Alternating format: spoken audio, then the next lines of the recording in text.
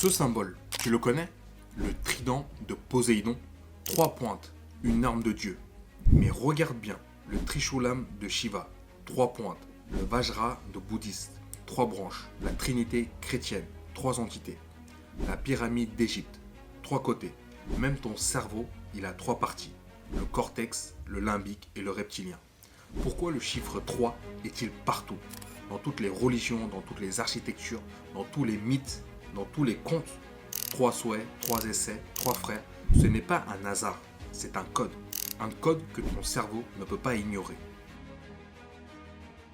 Le trident n'est pas une arme. Durant la Grèce antique, 500 avant Jésus-Christ, les pêcheurs de thon en Méditerranée utilisaient un outil. 3 pointes en fer pour harponner le gros poisson. Efficace, simple et parfait. Et quand les Grecs doivent représenter Poséidon, le dieu de la mer, eh bien ils lui donnent l'outil des pêcheurs, le trident. Mais ce n'est pas qu'en Grèce, car le même pattern revient partout. En Inde, 1000 ans avant Jésus-Christ, Shiva tient le Trishoulam. 3 lames, elles représentent création, préservation et destruction. Le cycle complet de l'existence. En Chine également, 600 avant Jésus-Christ, le taoïsme parle des Sanskai, les 3 trésors ciel, terre, humanité. 3 éléments en harmonie. En Égypte, 2500 avant Jésus-Christ, les pyramides, 3 côtés visibles. Pourquoi pas 4 ou 5? 3. En christianisme, pareil, 325 après Jésus-Christ, le concile de Nicée formalise la Trinité. Père, Fils, Saint-Esprit. 3 en 1. La question, c'est que ces civilisations ne se sont jamais parlé. Aucun contact, aucun échange. Et pourtant, le même chiffre, le même symbole, la même obsession, 3. Pourquoi? Qu'est-ce que retient ton cerveau? Eh bien, en 2011, à l'université de Stanford, lors d'une étude sur la mémorisation, des chercheurs montrent des listes des mots à des étudiants. Résultat, lorsqu'il y a 2 éléments, c'est plus facile à retenir pour les étudiants. Et quand il y a 3 éléments, eh bien là, c'est parfait, optimal à mémoriser. Par contre, lorsqu'il y a 4 éléments ou plus, eh bien ils ont constaté une chute de rétention. Ton cerveau traite 3 informations à la fois maximum. Pas 2, pas 4, mais 3. Ensuite, là, on a la règle des 3. Le meilleur discours de l'histoire, Martin Luther King, I Have a Dream, qui est structuré en 3 parties. Steve Jobs avec l'iPhone Keynote en 2007, un iPod, un téléphone et un appareil internet. 3 outils en un. Puis on a Lincoln avec Gettysburg Address, Government of the People, by the People, for the People. 3 répétitions. Pourquoi?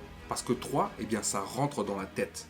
Alors que 2, c'est trop simple. 4, c'est trop. 3, c'est vraiment l'équilibre parfait. Et puis, nous avons la géométrie du 3. Le triangle est la seule forme indéformable. Prends 3 bâtons, relie-les, tu obtiens un triangle. Il ne peut pas bouger, il ne peut pas s'effondrer. C'est la structure la plus stable de l'univers. C'est pour ça qu'on construit des ponts en triangle, des tours Eiffel en triangle, des charpentes en triangle. 3 points, c'est la stabilité absolue. Quand tu as 2 points, eh bien c'est une ligne instable. Et quand tu as 4 points, c'est un carré qui peut être déformable. 3, c'est vraiment l'équilibre parfait. Et enfin, le rythme du 3, toutes les histoires suivent le même chemin. Acte 1, introduction. Acte 2, conflit ou problème. Acte 3, résolution du problème. 3 actes, tous les films, tous les livres, tous les contes. Pourquoi? Parce que ton cerveau attend ce rythme. Début, milieu, fin. Passé, présent, futur. Hier, aujourd'hui, demain. C'est comme ça que tu penses et c'est même comme ça que tu vis. En 3 temps. Si tu penses que ta vie est déséquilibrée, eh bien voilà le truc. Ta vie a 3 piliers. Pilier 1, c'est ton corps, c'est-à-dire ta santé, ton énergie, ta vitalité. Le pilier 2, eh bien c'est ton esprit, ton travail, tes projets, tes créations. Et le pilier numéro 3, eh bien c'est tes relations. L'amour, l'amitié, les connexions. Et maintenant, regarde ta vie. Réfléchis 2 secondes. Combien de piliers sont solides? 1, 2, peut-être 0. Eh bien la plupart des gens sacrifient 2 piliers pour un seul. Ils bossent comme des dingues, mais leur corps, eh bien, il s'effondre. Et du coup, leur relation, eh bien, elle meurt.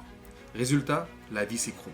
Parce que 3 piliers, c'est pas négociable en fait. C'est comme un trépied. Enlève-en un et tout tombe. L'exercice du 3. Prends une feuille, tu as 3 colonnes. Le corps, l'esprit et la relation.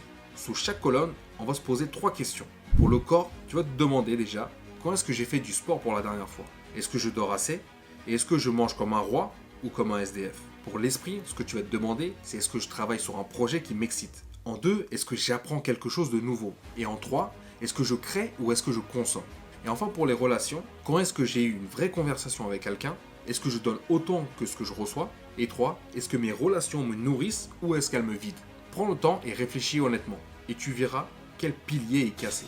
Et pour finir, la loi du 3, une fois que tu vois les 3 piliers, eh bien la règle elle est simple. Chaque semaine, 3 actions. Une par pilier, pas 10, pas 20. 3. Une action pour ton corps, une action pour ton esprit et une action pour tes réactions.